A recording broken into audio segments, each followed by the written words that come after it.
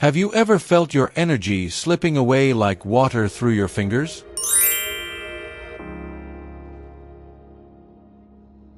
Ever woken up feeling present, but somehow not really here?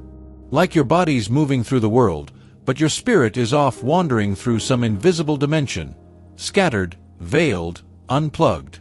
You're not alone. Millions find themselves trapped in that invisible fog, in that inner haze that dulls the senses and clouds the purpose. It's often called fatigue, stress, or just routine. But what's actually being experienced is a subtle yet deep loss of connection with the vital source of our energy. An energy that flows beyond the physical body, beyond what modern science has managed to decode. Stimulating this point is like lighting a candle in a darkened room.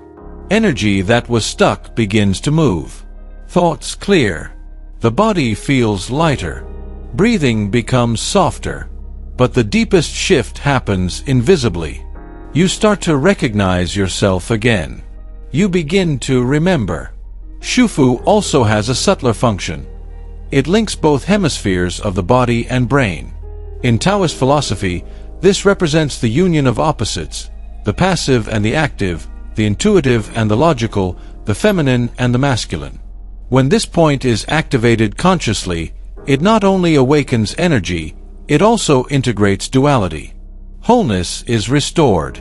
And it doesn't take strange rituals or fancy tools. Only awareness, contact, and breath. By gently pressing this point, first one side, then the other, and finally both together, a spiral-like energy begins to rise. According to certain inner teachings, this spiral is the same one that travels up the spine during deep meditation. It's a signal that the spirit is ascending to a more awakened state. But it won't respond to haste. Shufu opens only when your presence is real, when your touch is sincere, when you surrender to the moment without judgment. It seems to recognize when you approach it with care. And when you do, it opens, not like a switch, but like a mirror reflecting you back to your center. Shufu is more than anatomy. It's an energetic hinge, a crossing point between ancestral memory and the celestial spark. And when you activate it with intention, something realigns.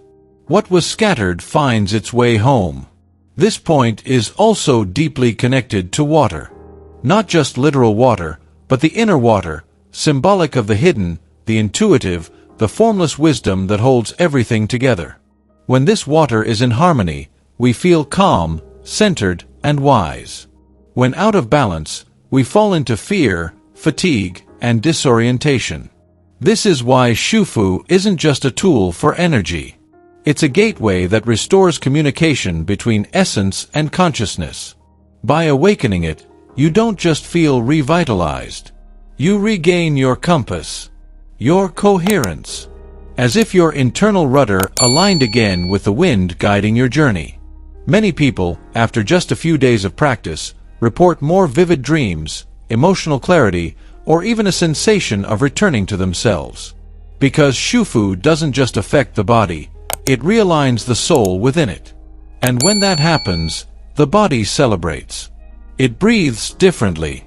It beats with a new rhythm. Its placement near the throat is no coincidence. In many traditions, the throat is seen as the bridge where the soul becomes voice. When this point is closed, one may feel muted, unable to express, imagine, or speak truth. But when opened, the inner voice returns. Shufu also acts as a shield. When weakened, the energy field becomes porous. Other people's emotions seep in easily. External energies stick to us. We become sponges. But with consistent practice, Shufu begins to seal that field. It strengthens it. It roots it. Even in advanced inner practices, it's taught that no deep meditation should begin without first activating this point. Because if it remains closed, energy stagnates. Direction is lost. It's like trying to fill a cup that's cracked. And here, an essential key is revealed: tenderness. Shufu responds best to compassion. Not as if you're touching skin, but as if you're embracing the inner child that still lives within you. At this point, it's no longer about technique. It's about presence. About a quiet, intimate ritual. About remembering that your body is not a burden, it's an ally.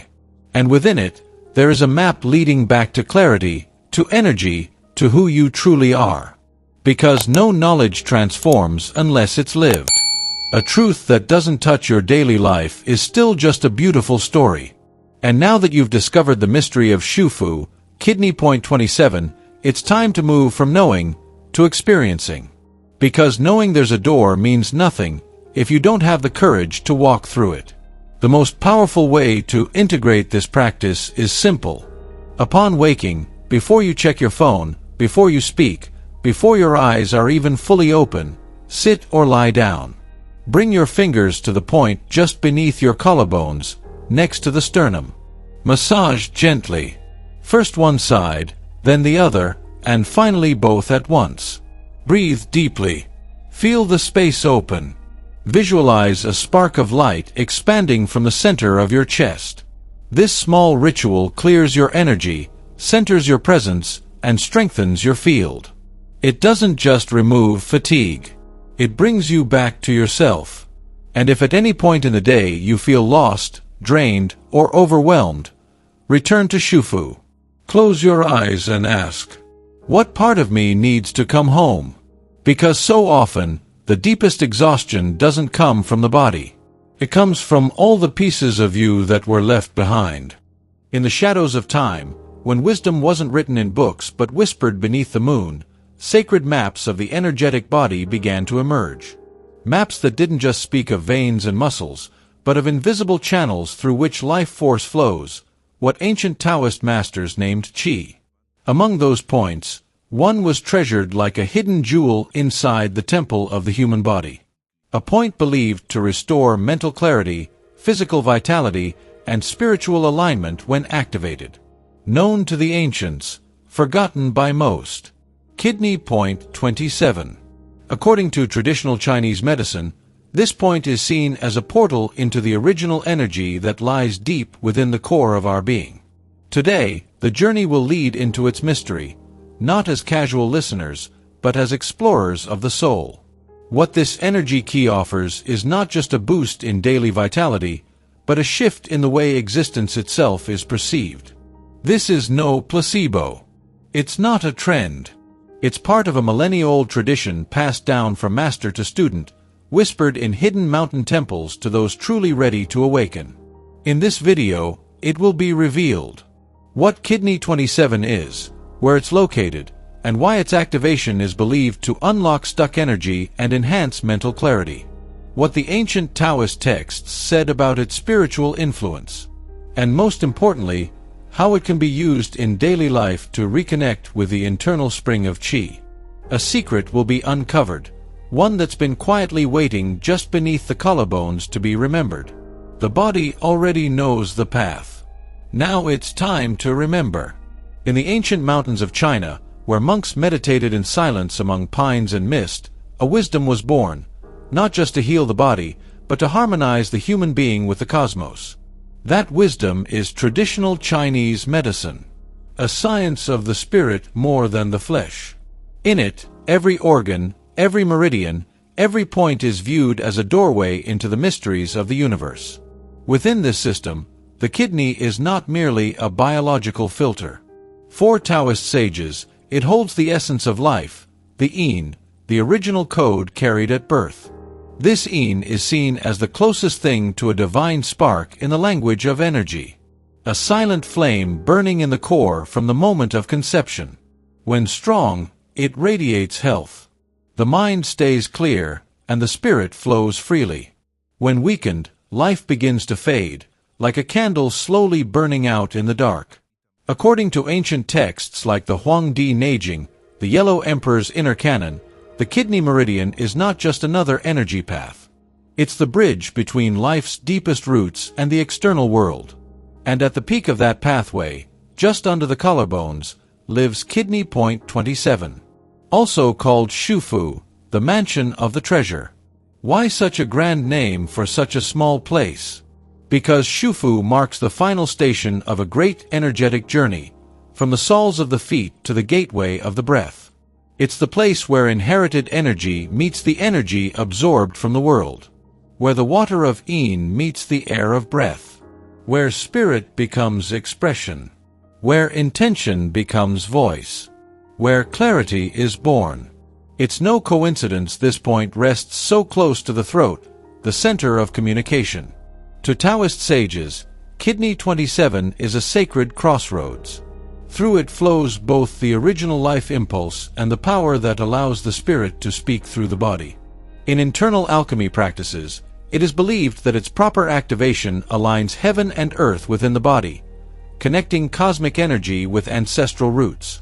In Chinese philosophy, the body is a temple where the spirit rests like a sacred bird. And Kidney 27 is not just another doorway, it's the front gate, the threshold between pure potential and living expression. Those who have truly felt the power of this point don't activate it just to get a little energy boost. They do it to wake up. Because right where the kidney meridian appears to end, a deeper journey begins, the awakening of a soul that opens its eyes. Picture your body as an ancient sanctuary, built upon an invisible geometry you may not see, but you can feel. Every organ, every bone, every breath, all part of an architecture far greater than the mind can grasp. And within that temple lie hidden chambers, rooms not lit by bulbs, but by living awareness. Among them is a simple yet powerful jade doorway. That doorway is Shufu, Kidney Point 27. To understand the depth of this point, you must first let go of the idea that the body is just matter. In Chinese energy medicine, the body is a vibrant network, a living web where qi flows like a silent river. This qi travels through subtle pathways called meridians, connecting body with emotion, thought with spirit. And among all these invisible rivers, the kidney meridian runs the deepest, because it holds the jing, the core essence we are born with. It isn't easily replenished. It drains through stress, emotional noise, food choices, but above all, when we stray from who we truly are. Still, there are ways to preserve it, to strengthen it, and to awaken it when it lies dormant. This is where Shufu comes in.